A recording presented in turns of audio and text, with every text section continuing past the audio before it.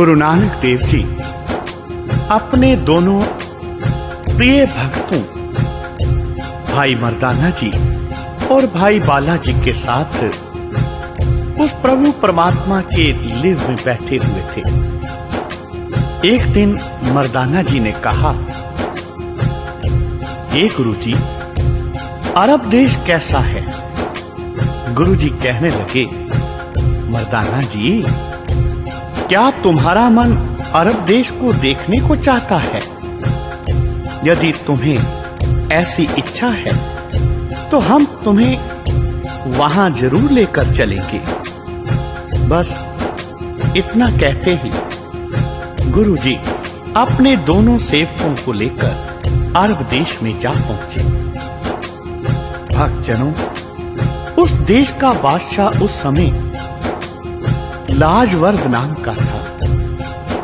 वह बहुत ही जालिम था। जो कोई हिंदुस्तान का निवासी उस देश में जाता तो बादशाह उसकी गर्दन उड़ा देता था। जब लोग बहुत दुखी हुए तब उन्होंने ईश्वर के दरबार में प्रार्थना की तथा उनकी पुकार ईश्वर के दरबार में स्वीकार हो गई।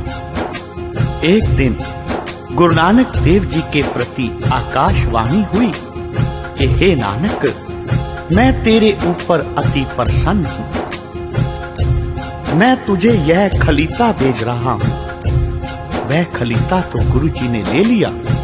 उस खलीते पर ईश्वरीय भाषा के अक्षर थे। अरशी, तुर्की, अरबी, फारसी तथा हिंदी के अक्षर थे।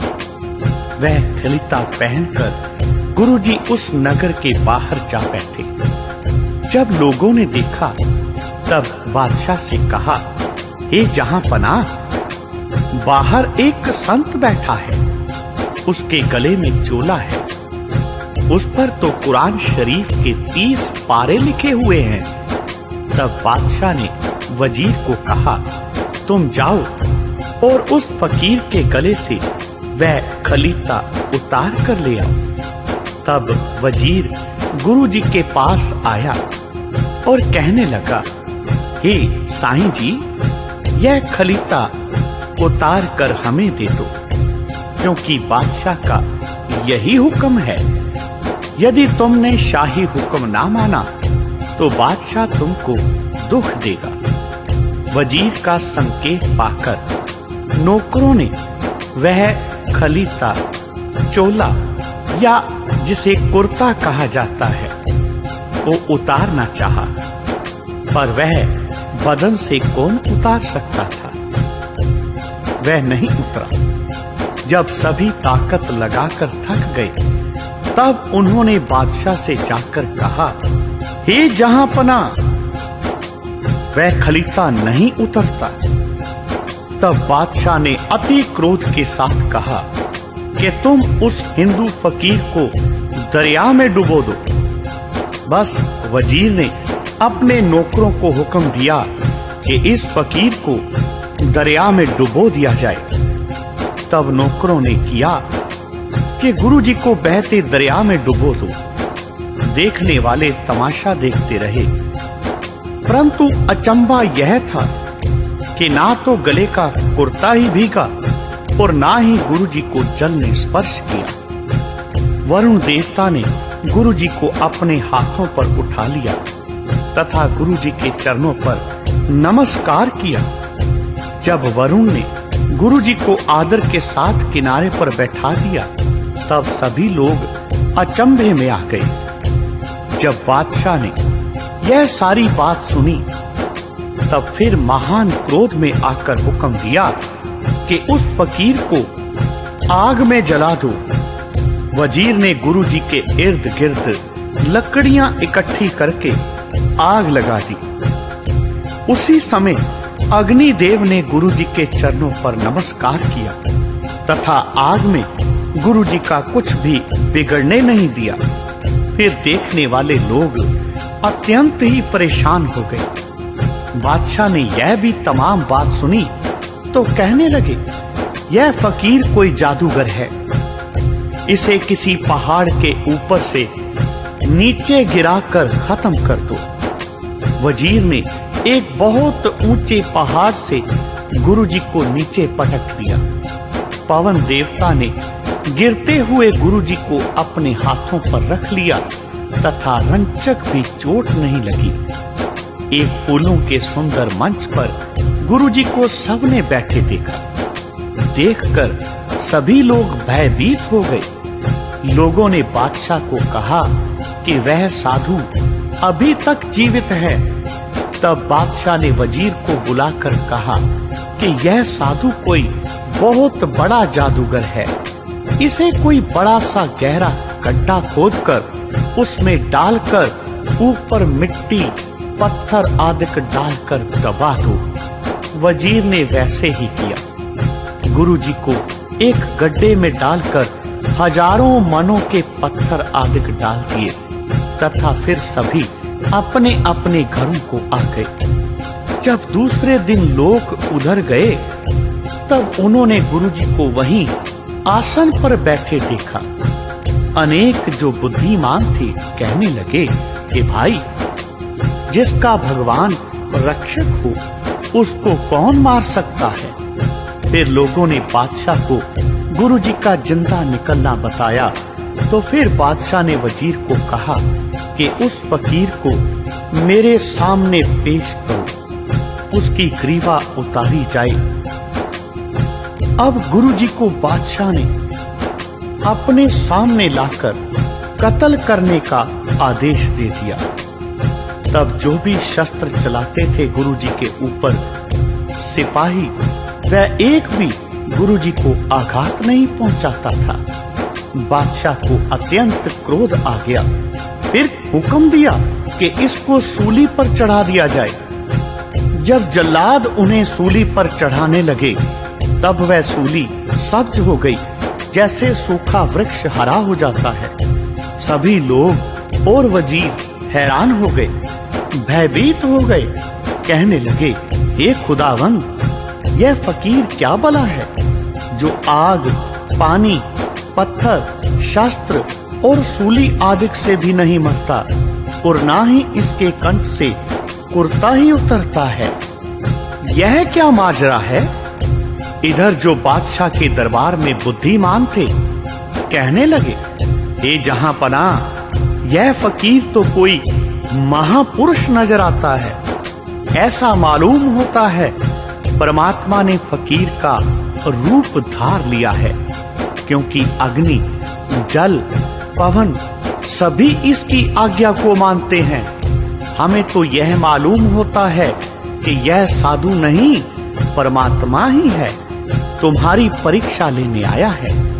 इधर तो यह बातें हो रही थी, उधर मर्दाने ने और बाले ने गुरुजी से प्रार्थना की, हे गुरुदेव, यह बादशाह अत्यंत पापी है, इसे दंड अवश्य ही देना चाहिए।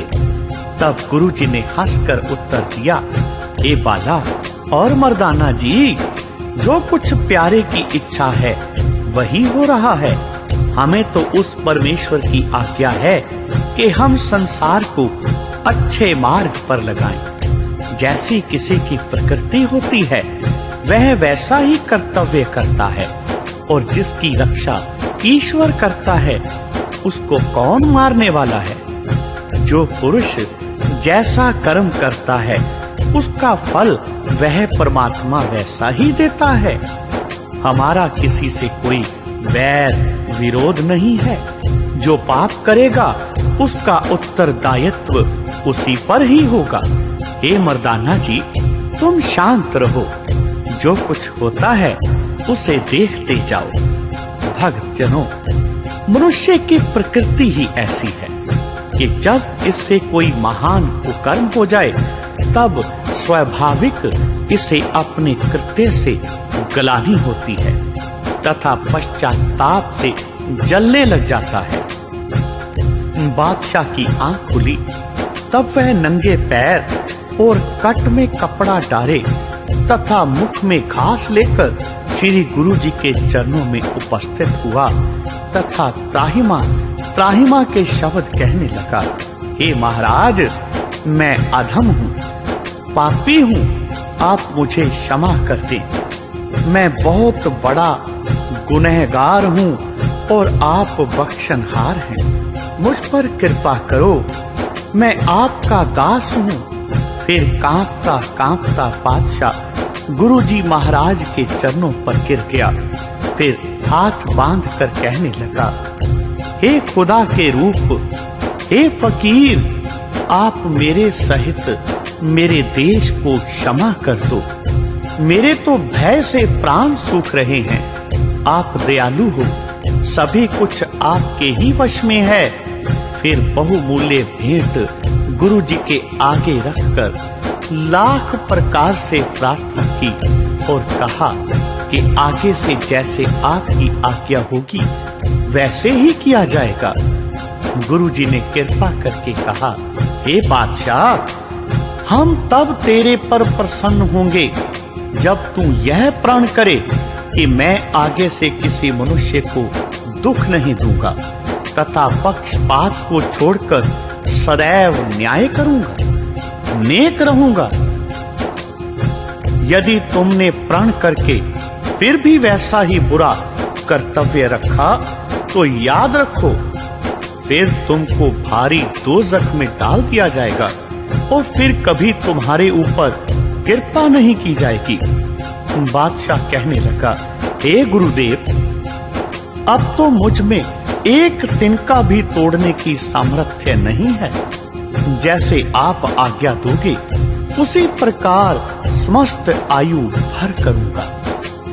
यह मेरा सच्चा प्रण है। गुरुजी ने कहा, देखो, उस परमात्मा का नाम जपो और अपने देश में लंगर की प्रथा चलाओ। गरीबों की पालना करो, पापों को दूर से ही त्याग दो। न्याय करो, न्याय, सिफारिश ना मानो। तब बादशाह ने गुरुजी की सभी आज्ञाएं स्वीकार की तथा उसी दिन गुरुजी का शिष्य बन गया। जब देश का बादशाह ही गुरुजी का मुरीद हो गया तो फिर प्रजा कब पीछे रहने लगी थी, क्योंकि कहा है कि यथा राजा तथा प्रजा।